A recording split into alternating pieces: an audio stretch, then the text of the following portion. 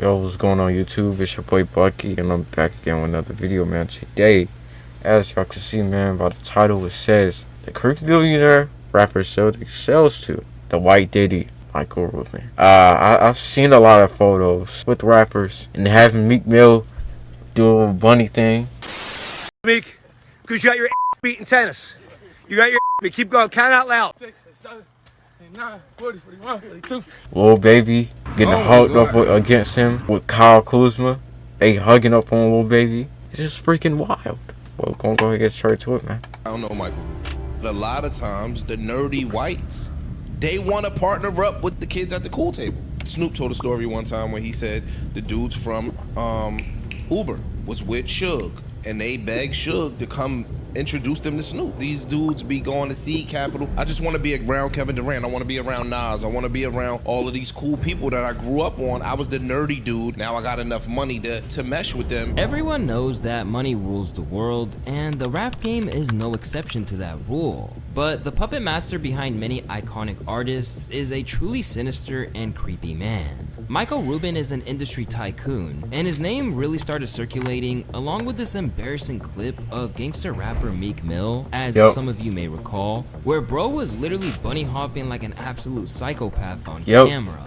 Why are you doing bunny hops, Meek? This one was crazy, bro. It's no way. Like, after getting whooped in tennis, Meek Mill, who's been in the streets, the fuck? No, it's no way. They had to have him at gunpoint. It was probably like 5 big, buff security guards just sitting in front of him. Hey, bunny hop right now. Listen to what Michael Rubin say, or I'm gonna beat the fuck out of you. Probably had him at gunpoint and everything. And boom. There's no way. You got your ass beat. Keep going. Count out loud.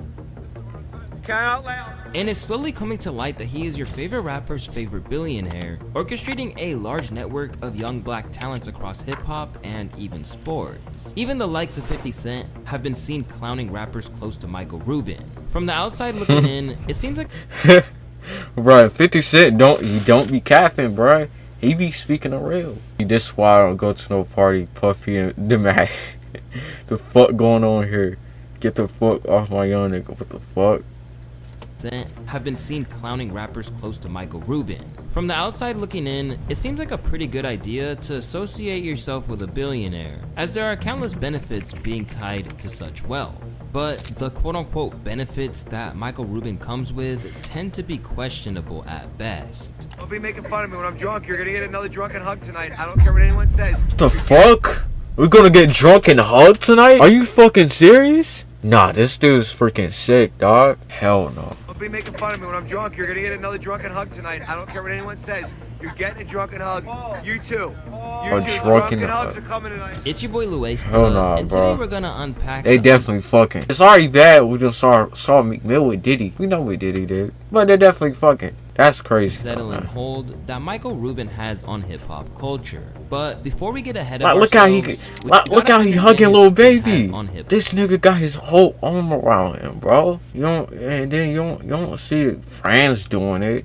You don't see nobody else doing it, bruh. It's only without in relationships doing that. Rubin has been included in the Forbes 400 richest people in America, the world's billionaires list, in the Bloomberg Billionaires Index. Well, as of big B's to his February 2024, was already at 11.5 billion. Name. It's hard to imagine Michael Rubin ever starting off with humble beginnings. I thought he was like an owner or something. Like many kids, he started shoveling snow when he was only 8 years old, and by the time he was 12, he had a ski repair shop that eventually raked in $125K a year. His keen eye for business carried into adulthood. How much?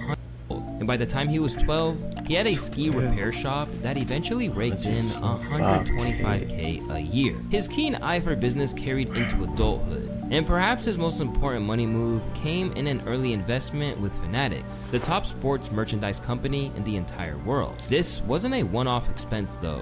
Rubin loved sports, and he eventually was inspired to purchase the Philadelphia 76ers and became its most popular owner. I knew it. Sharing the team with others. Bro. And it was courtside at a Philly game where he met the gangster rapper Meek Mill, fresh off the scene after coming up with moving and raw bars like these. Them summer nights can even turn cold. In the streets of Philly where niggas don't even get to turn old. Oh. Nights can even turn cold. In the streets of Philly where niggas don't even get to turn old. My heart pumping to it turn gold. The two men were from completely different Yeah. worlds, but they would end up having far more in crazy. common than one would expect.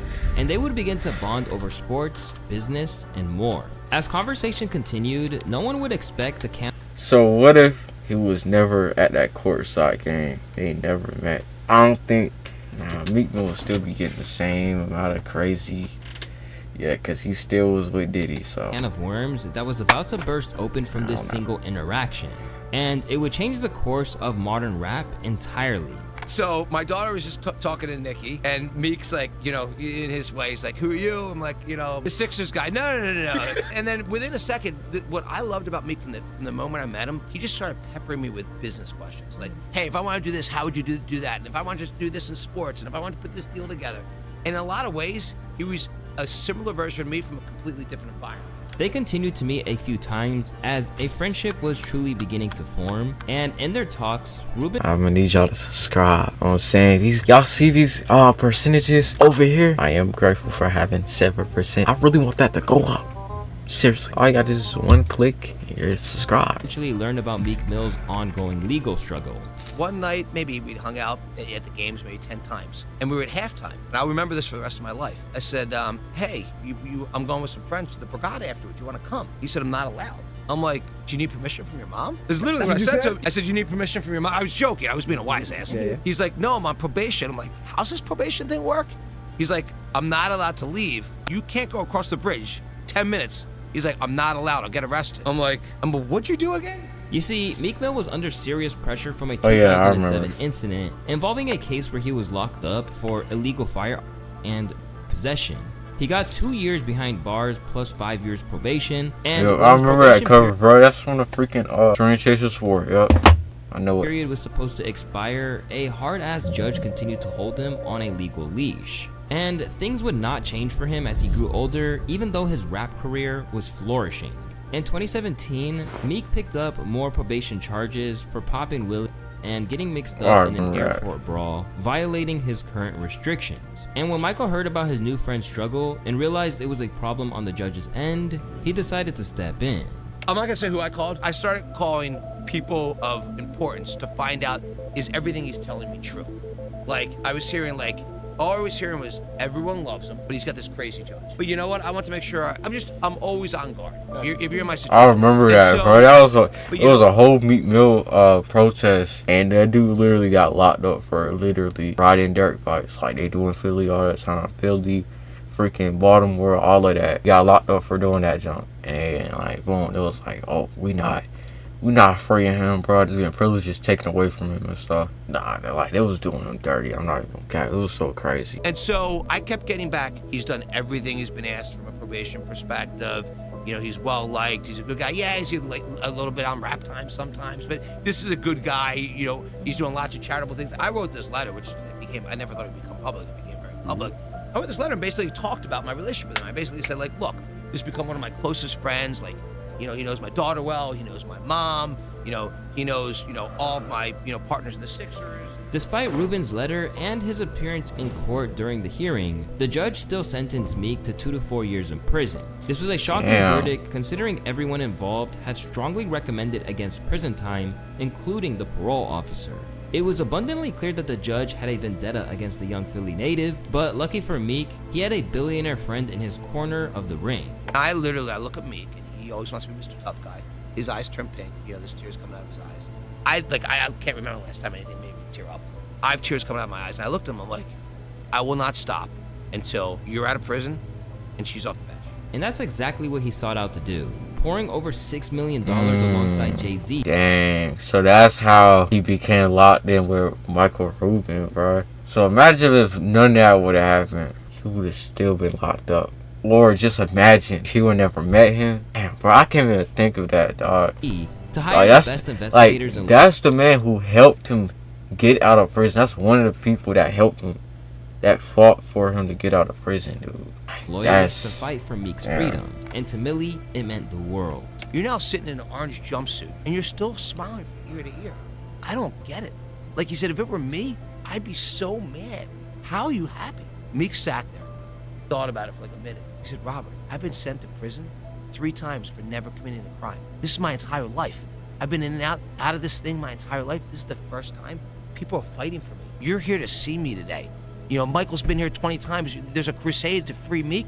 This is the first time that's happened. All that effort was worth it in the end, as the judge would eventually get revealed to be super corrupt, even beyond the courtroom.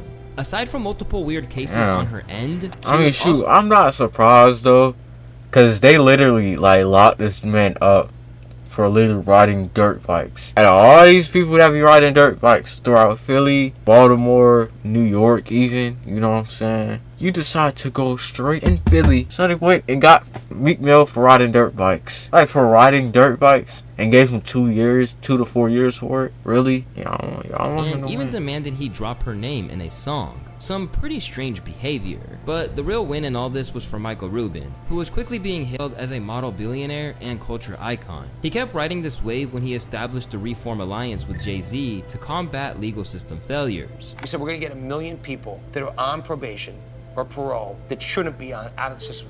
There was 4.5 million people at the time. This is 3.5 years ago. We've already cleared a pathway for 650,000 people that are on probation or parole to get out earlier from the laws that we've changed. Michael Rubin was officially a hip-hop namesake, and the idea of having a rich white billionaire friend started sounding real good to young up-and-coming artists, especially this genuine, caring dude.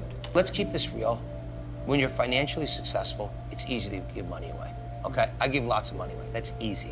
The friendship with Lil Baby, what was it about him and your guys' rapport that sort of connected you so much? He's a great guy. Baby is absolutely one of the best human beings in the planet. There's never been a thing I've asked him to help with, like from a charitable perspective with the Reform Alliance. There's never been anything. He's just such a great human being. I love his work ethic. When you hear his story, and I don't know anything about music, so when I met him the first time with Drake in the Bahamas in 2020, and he's telling me his story about, you know, he was in jail a couple years earlier, he never rapped, and now he's got this great, you know, kind of music career. You just want to root for the guy. Rubin's new influence pulled in big names, Lil Baby, Travis Scott, and Quavo, to name a few. Successful people hang out. It made sense at the time, especially like, yo, why is he? Nah, I'm sorry, dog. I know what he did. You know what I'm saying? Great dude. I don't know what he be doing on the other side. Successful people just like this, and this nigga Odell literally gonna try to tackle him and pick him up. Like, yo, what the fuck? I know that's what y'all do in football. What? Yo, like,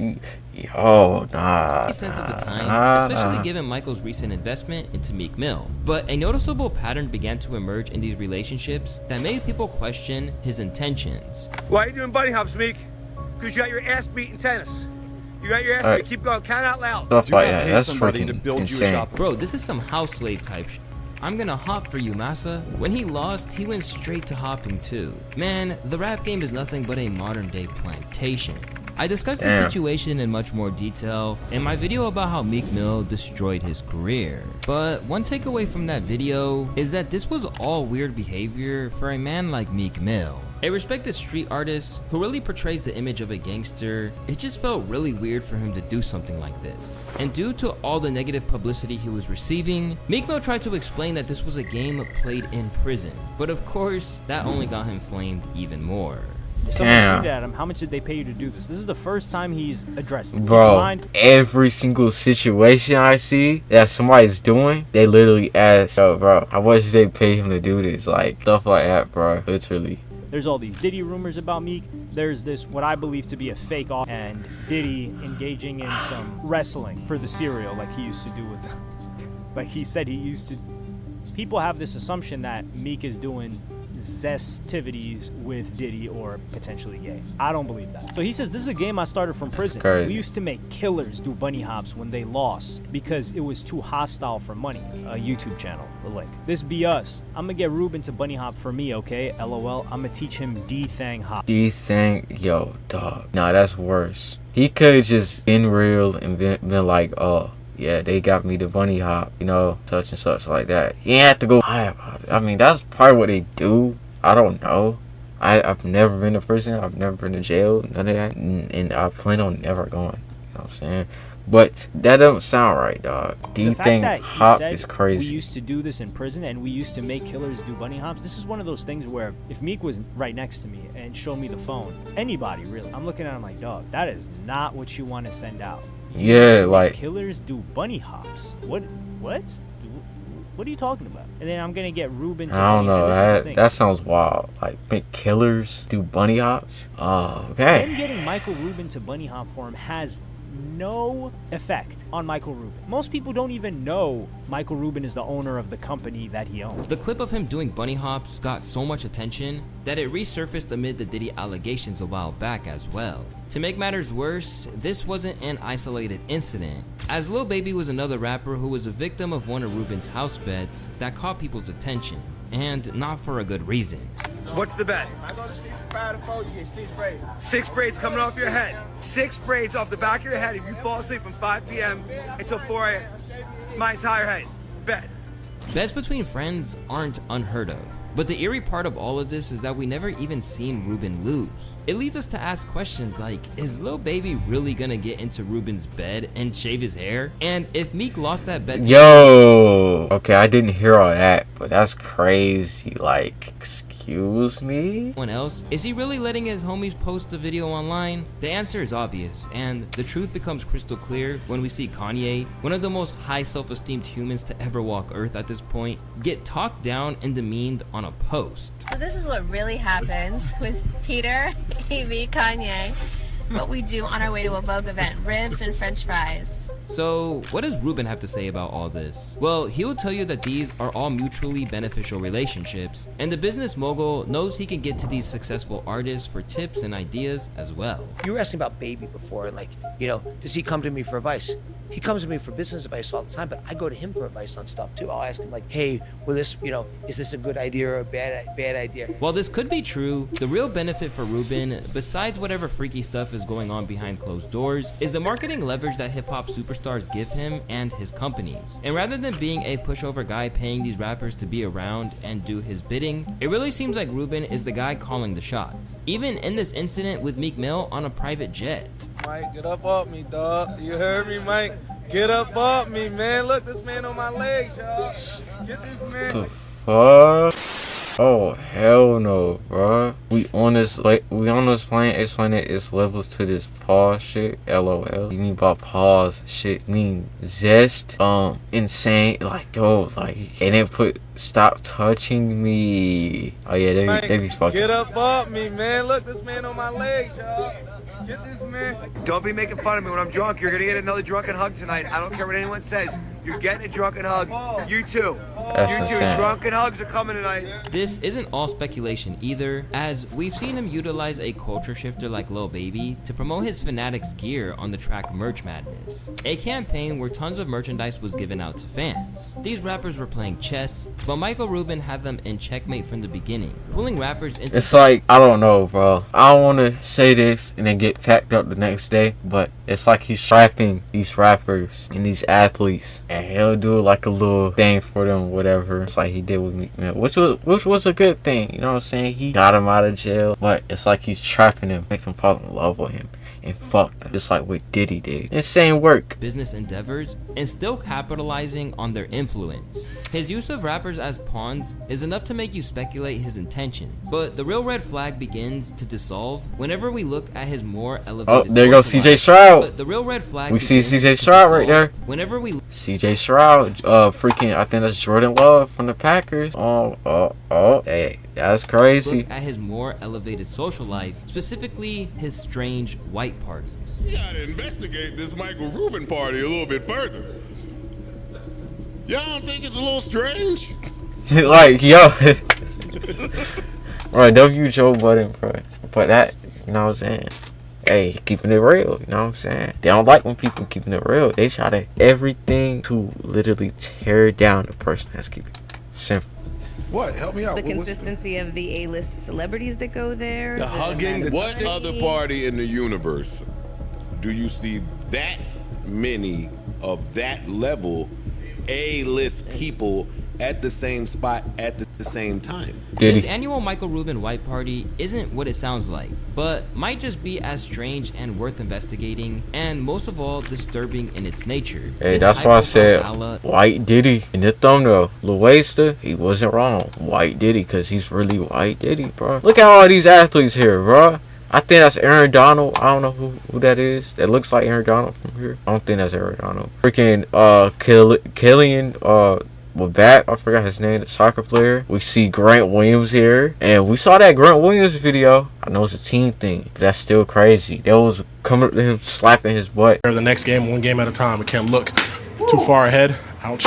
And make sure that we got. Good job, Grant. Hey, yo. And Joel Embiid, of course, he's gonna be there. He's a star player of the team that White Diddy owns. So you know what I'm saying. Of course, he's gonna be there. It's littered with every A-list person on the planet. Even people Tyrese far outside of Maxey, Rubin's Don circle Mitchell will show out for what is possibly the biggest social event every single year. We're talking Tom Brady to Jay-Z, Kevin Hart to Kim Kardashian. Even Drake was recently seen there, looking like bro was done with everything. I'm not surprised about Drake though. You know what I'm saying? We all know what Drake did. You a fan? I'm trying to start. That song is lame now, bro. I'm not even gonna cap, bro. Him lately. Basically, anyone considered an elite society is invited and most certainly attends these packed parties. Oh my gosh, KD. Fuck, bro. Nah, they got him, bro.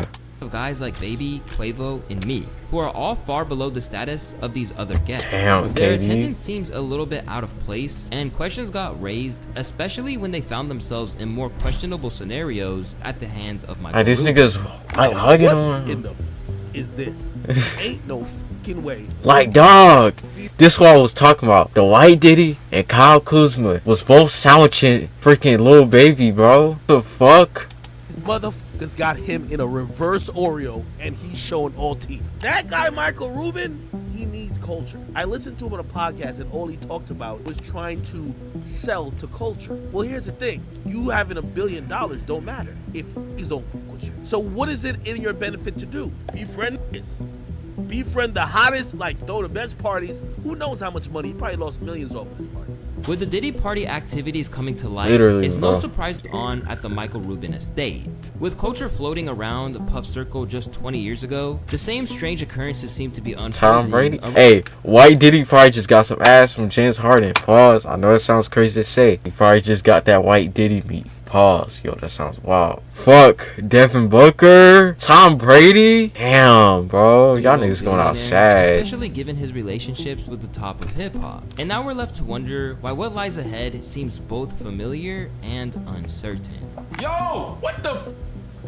That's just Rubin on his underwear, yo. On his? Yeah, he definitely be fucking it. That's, hey, that tops it off right there. Him, not her, him, and it has Rubin on it. I'm not even finna, no, what the fuck, no, I'm not even finna try that, hell no. I don't want to fucking look at this. I just noticed that. Yo, Michael Rubin Yo. got the hoes. Is that real? Yo, that's crazy. Yo, is that real? He got the guys, bro, and he Mr. Niggas. Yeah, that's crazy. God damn, bro. Yeah, Michael Rubin got a chokehold on this shit. Like I ain't seen somebody have a chokehold on this shit in a long time. That junk is freaking wild, dog. Hey, W. Luista, we just gonna go ahead and get the fuck up out of here. I'm gonna go ahead and edit this video. It's 35 minutes already. Peace and love. I'm out.